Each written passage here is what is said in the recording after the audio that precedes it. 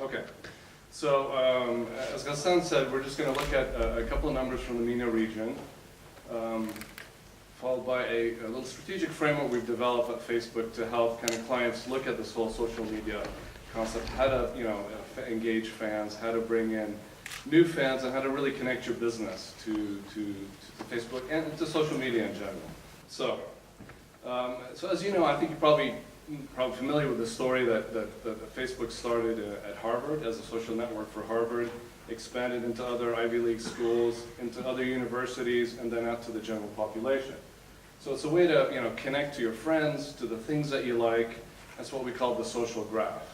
And now, kind of the phase 2 of it is we're calling the open graph. So we're going from the like button, I like music, I like this brand, to action verbs. I watched this, I listened to that, I ran this course. And a lot of brands are now coming in and attaching applications to, and I'll show a video a little later on about new companies in the space like Spotify and Foodly, or taking advantage of these action verbs, if you will. So that's kind of now being from the social graph to the open graph. So it's not just about reach and clicks, although we deliver on both, but it's really about connecting, building essential connections with your consumers, with your best kind of customers, to grow that fan base and build that loyalty. So let's talk about a few numbers. These are fresh off the press. We've got about 45 million users across the MENA region. Let's look at Saudi. I mean, most of us kind of look at Saudi as our biggest, advertising market. But we've got 6 million active users in Saudi. 3 million of them are on mobile. So that's dual usage, not either or. That's dual usage. And about half of them are coming in every day. So that habit seems to be growing on a daily basis. On average, they have about 139, 140 friends. The split between male and female is a little higher on male than we find in the rest of the world. It could be because there's a lot of single workers. It could be women, having their profile as men. I think that might happen over there, just with censorship, for privacy issues. But it's a pretty young audience. But as you can see, really about 70% are the 18 to 34. So those are kind of the real demo who are out there spending and buying. From a sharing point of view, so this is on a monthly basis, and we're seeing this almost double year on year. So I won't read every single one, but the big one is 388 million likes in a month. Not sure what the split is between. The bulk of that is really, I like this picture, I like my friend's activity, but we're finding more and more brand likes are coming into the equation. A lot of photos, a lot of videos. And the UAE is pretty much the same kind of scenario. 4 million active users, 2 of them on mobile. A little higher daily incidence, almost at 60%. Higher average number of friend count, and again, the same kind of split on the demo between age groups, male and female. And then this is kind of the shared stories across the region, across the UAE. So again, hefty numbers coming in across all dimensions of activity. This is an average for the MENA region. So we're finding that people are spending about 6.5 hours on Facebook a month. It's overtaken email as the first thing that you do when you first get up in the morning. It's Facebook versus checking email. And UAE and Saudi, this was a little piece of research came out of AME Info, but at least 50% are saying they can't live without it. So that's a good place to be, I suppose. So that's kind of where we are from a numbers perspective. Let me talk about a little framework of how to look at Facebook. How do you develop that social media strategy within the framework of our product? And we need one more acronym in marketing. We're calling it CEII. Don't think it'll catch on, but it's actually a good way to look at how to organize information. So it all starts with connecting with your fans, basically.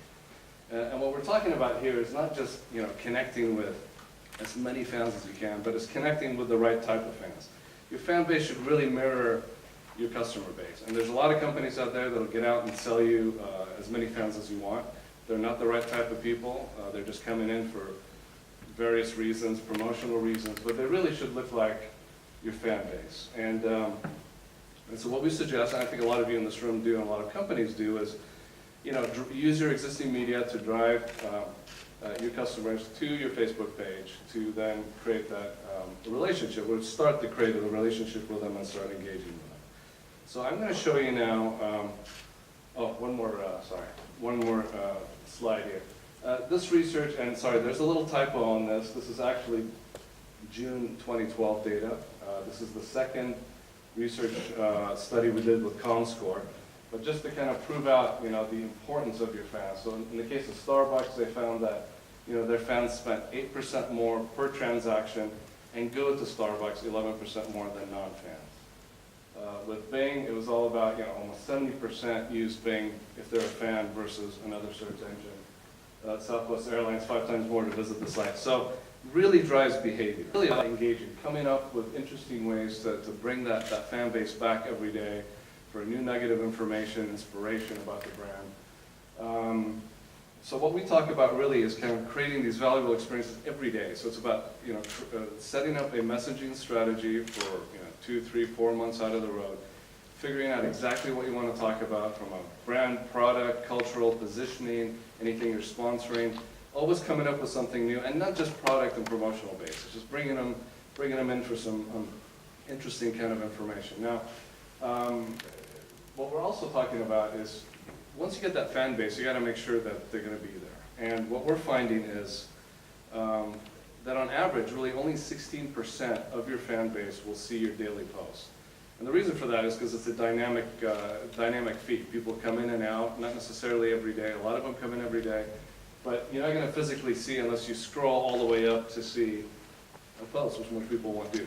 So what we're seeing is 16% of fans will do it. And what we're recommending then is we have various advertising products, and I won't do a sales pitch today, but the idea is to take your post and boost it in through a variety of different products on Facebook, so you can ensure that each fan is actually exposed to that content, and your efforts are being paid off. So I'm going to show now 2 videos about engagement. One is BT in the UK, and it's a great example of they're sponsoring a TV show and how they've used Facebook to kind of engage the fans with the show and with the brand. So you can think of Ramadan, for example. There's a lot of TV sponsorships these days. Probably a little late now, but for next year, how can you take this same kind of BT model and kind of run the same thing? So once you've got your fans, you've got them engaged, the next step is really to start getting them more involved, like some of these brands are doing, so they can influence their friends, and that's the bigger idea. So if you have today 200,000 fans, each one of them has, we saw on average, about 150, so that goes up into the millions suddenly. So it's about creating content that really drives that word of mouth, gets customers engaged with the brand, and gets their friends talking as well. And from a research point of view, if you remember the last slide, similar kind of metrics are applied to friends of fans. I mean, in the case of Starbucks, it's the same thing. 8% of friends of fans are out there buying more product. It dips down in the case of Bing, but it's still 50% more the kind of traction that they're getting. So now it's about changing, influencing friends of fans to change behavior. And I think the next case study is really interesting. It's American Express. They created a whole new holiday called Small Business Saturday. So it was kind of wedged between Black Friday around the Thanksgiving time in the US, which is traditionally this big shopping day, and the Christmas season, to really drive people's awareness and purchase behavior to small business. So, that's probably the best case study. I think galvanizing a whole nation to come in and support something that was, at the time, obviously, economically, a big problem for the US and for the world. Lastly is about integrating. It's not necessarily the right thing for every brand, but we looked at Nike earlier. There's a bunch of companies that are building new applications on top of the Facebook, what we call API programming interface, to really bring in social via Facebook into the heart of the business through customer service, for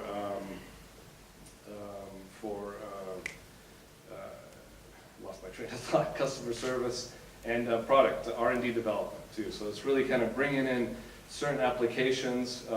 Just to kind of give you an idea, the really easy one is things like putting the like button on your page, where if you like it, it automatically connects into the platform. To more kind of deeper integrations, creating specific apps for timeline, logging in to your company website through Facebook, so automatically all the data gets merged in. So these are things that we can do. Here's two examples. These things that you're not sharing it, it's shared automatically the minute you create something. So let me talk very briefly about product, just so we're kind of all speaking the language in terms of what we have to offer. It all starts with pages. I think every company here probably has a page. We call it kind of mission control. So the idea is you start with a post, and then from an advertising product point of view, you can then push out that post into a marketplace ad, into a sponsored story that appears in the news feed, and then consequently appears on the mobile feed. And there's a lot of new mobile products coming down the line, specifically mobile, because we're seeing a lot of our audience is shifting their viewing habits. In terms of other ad products, we have what we call ads and sponsored stories. So ads are really for reaching people you're not connected to. So these are brand new customers who are not fans. And we call sponsored stories are really about engaging your fan base and the friends of fans that we talked about. And in terms of placement, basically you have the marketplace and premium.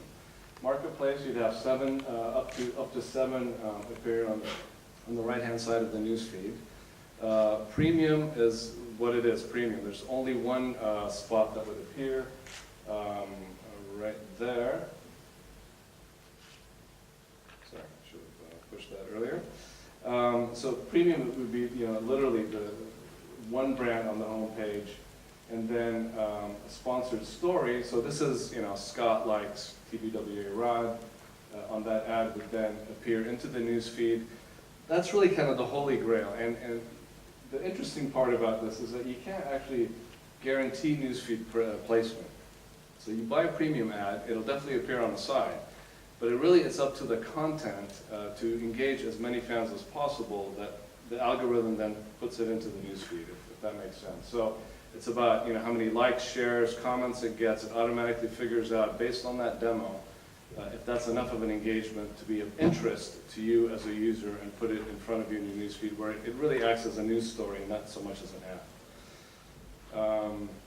A few kind of points on research, again, because we just these are kind of the latest figures. We did a research with ComScore in the US and internationally. So what we're finding is that, on average, you can really narrowly target audiences, women who are just having a baby, all kinds of keywords that are plugged in, and new ones keep plugging into the targeting engine that we have, and you can then really target on a broad range as well. And from an effectiveness point of view, what we're finding is that the minute you put it within a social context, Scott likes Coke, automatically your friends kind of buy into that concept, and the recall is at least double.